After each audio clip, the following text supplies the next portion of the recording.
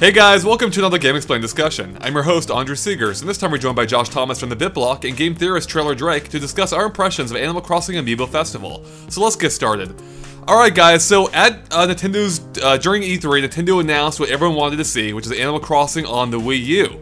Unfortunately, it wasn't in any form anyone expected or maybe even wanted to see, being that it's basically a board game. It apparently has other things to it too, but the only mode they were showing off during E3 was a board game portion.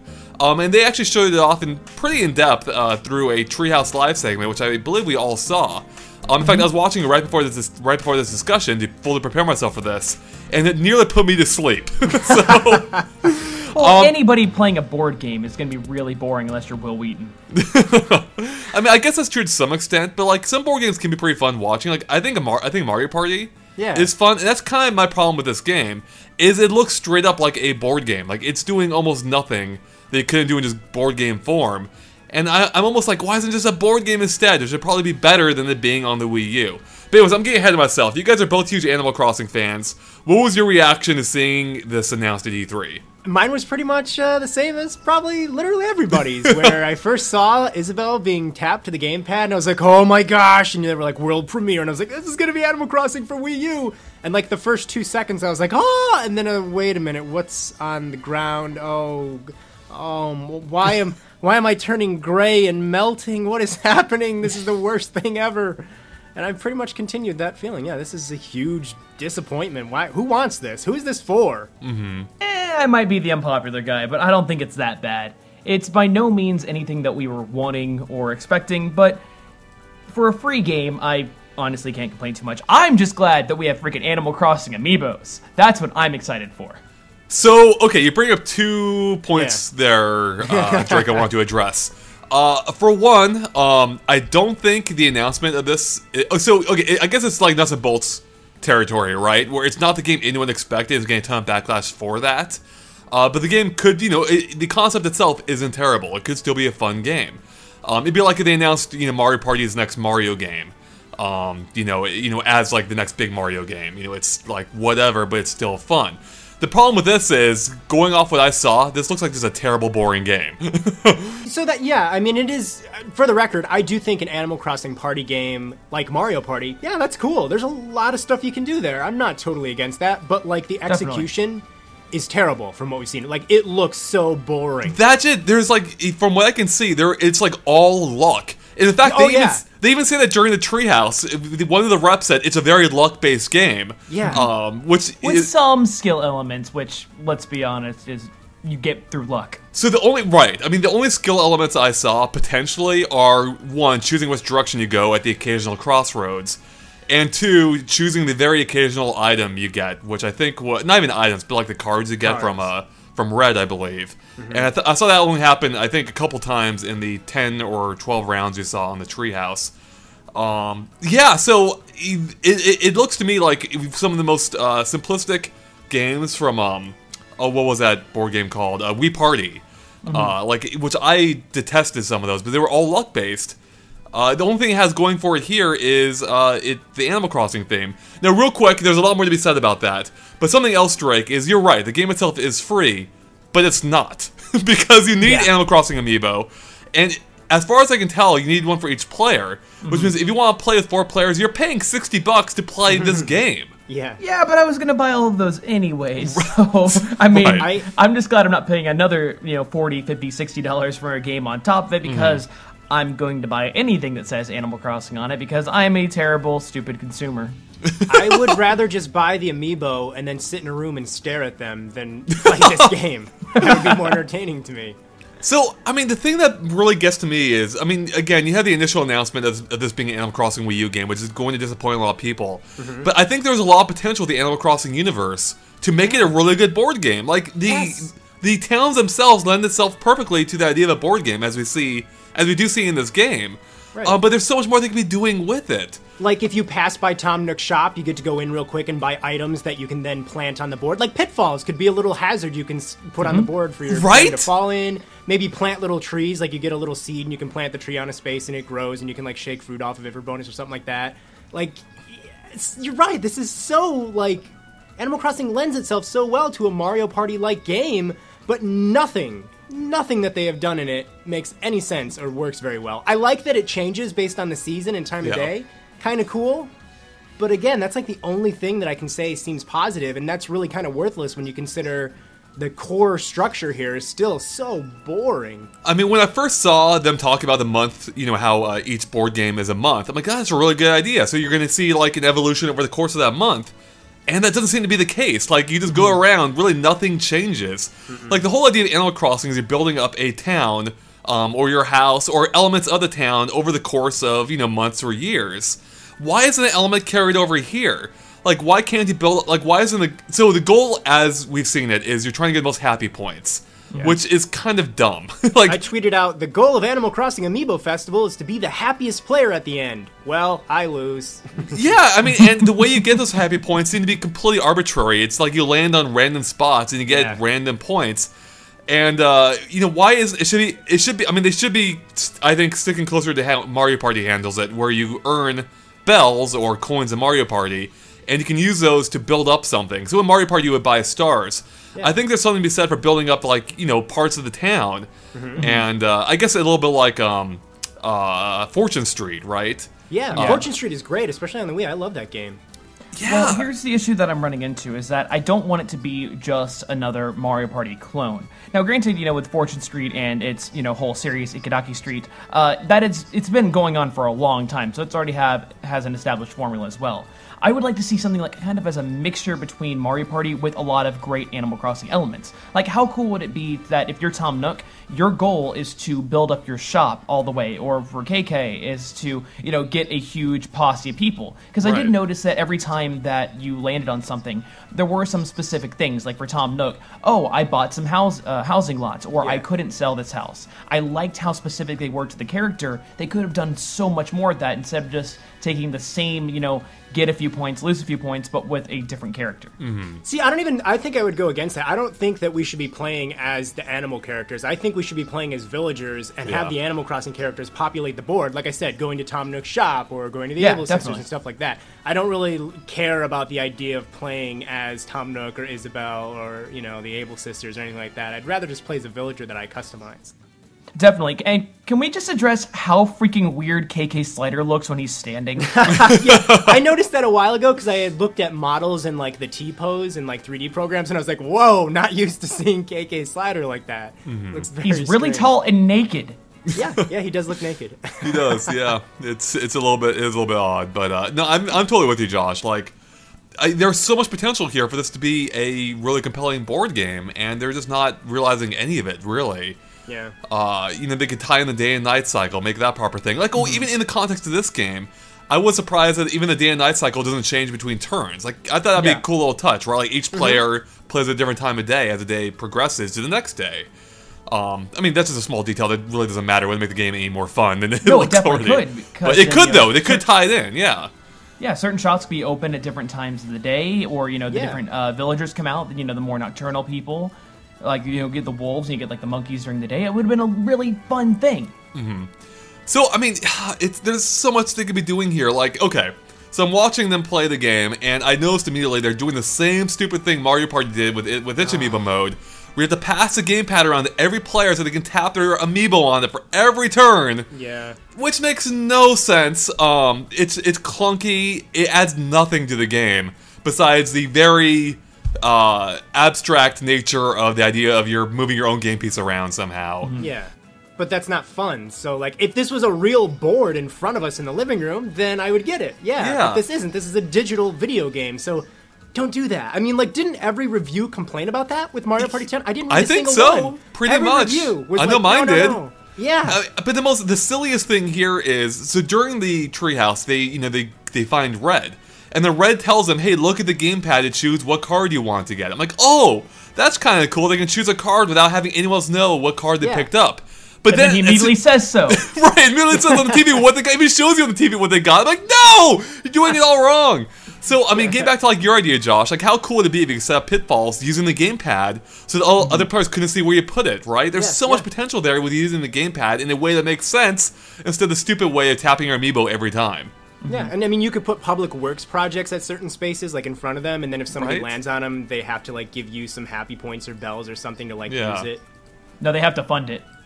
Yeah, there you go. You could do that as well. Yeah, see, I mean, I think getting back to the whole idea, like, I would love if the whole game were based on building something up. Like, instead of happy points, it should be building up. You know, I mean, it could still be based like becoming the happiest character, but that'll be based on like making your house the coolest or adding things to your house. And so there'd be a whole like risk versus reward mechanic throughout the game of how many bells should you hold on to during the course of the game to buy things for more immediate effects versus long-term investments into your house. I don't know. There's so much they could be doing here. I'm really tired of us having discussions where we make better ideas than Nintendo themselves. Well, I mean, I guess real quick, since I mean, how happy were you, Josh, when you saw them announce this game? Because you've been working on your own little side project, right? Yeah, I'm launching this new video feature where, just for the fun of it, because I have a lot of experience with like 3D design and texture work and lighting and all that stuff, where I'm going to make like really elaborate fan art, which is like a video where I talk about ideas that I have for a specific series, and the first one I'm going to do this month is with Animal Crossing. So they've really set me up to make people happy with ideas for Animal Crossing Wii U. And make a better board game. Yeah, we could do that right now. Let's start writing these down. Right? Okay, I want a balloon present to go by, and then anybody can shoot at it at any time to get an item. That way, people can interact with the game and not be the active player. Right.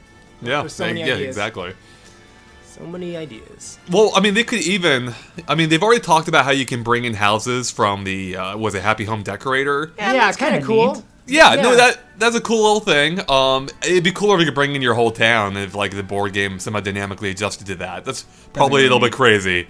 Or what if you could make your own boards, right? Like, you go lay down your own paths. That'd be kind of neat, so... We'll call it Mare Mode. Yeah, exactly, right? Well, how do you guys feel about what they said regarding how they're going to go into character backstory some more? I didn't even hear him talk. I didn't hear about that either. Okay, maybe I'm just crazy, because I could have sworn I heard them say something that they were going to give little, like, bits and pieces of their backstory in this, which I thought, oh, hey, that'd be neat. I could see that. I mean, they already have, like, those little vignettes, if you want to call them that, whenever you land on the spot, they give you a little bit of story. That might be what they're referring to. Which is kind of cute and kind of dumb at the same time. Like, you You're barely gonna see doubles. Yeah, you're gonna see them all the time. You can see repeats. Who's gonna even read that? And they really add nothing but silly context. They felt like the chance cards in Monopoly. Yeah, right. This game feels like Monopoly. Yeah. Constant chance card. Right. Wow. Tom Nook won a beauty pageant and got $10, 10 bells. Oh man, like just talking, like this is the most crushing thing. Like there is potential here for this to be a really good game. And as far as I can tell, there's just nothing here. Like, this is gonna bore the crap out of me. Like, so a lot of people get on Mario Party for being too chance-based. And that is especially the case with the most recent ones, like Mario Party 10.